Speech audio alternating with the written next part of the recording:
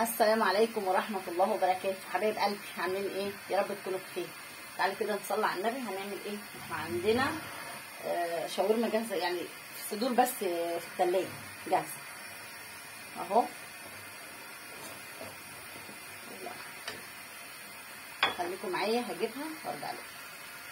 بصوا حبايبي، دي كانت الصدور عندي في الفريزر.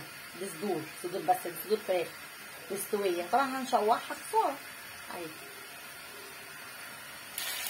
حبايب قلبي، انا هنا حطيت عليها فلفل وبابريكا وتوابل مشكله، وحطيت نص معلقه كركم، وحطيت بتاع ده، وحطيت معلقتين زبادي عشان هي ايه، هي جاهزه بس عشان يطروها اهو. شايفين؟ بصوا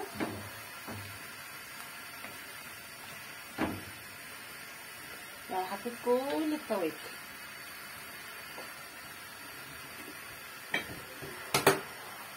اهو. بحمر هنا شويه بطاطس. حبايب قلبي خلصت اهي. احنا فتحت طبعا خساره الصدور عندنا وخساره. طبعا انا فتحت، انا ما لقيتش ايه العيش اللي هو الصغير الابيض ده. هعمل ده زي ايه، زي السندوتشات اهو زي كده.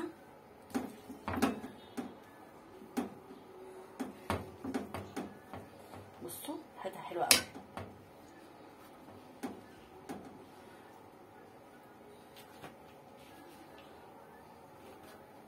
بصوا كده، الاولاد هيفرحوا بها قوي.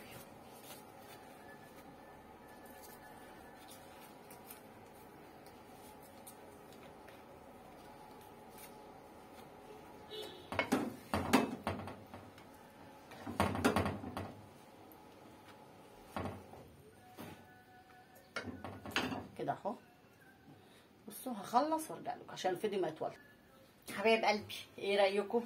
بصوا ما شاء الله اهو. ايه رايكم؟ ايه رايكم في الشاورما الكدابه دي؟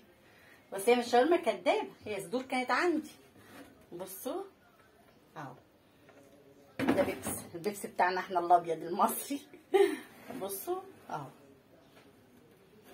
لو عجبكم ما تنسوش اللايكات بقى في نضح نوكه.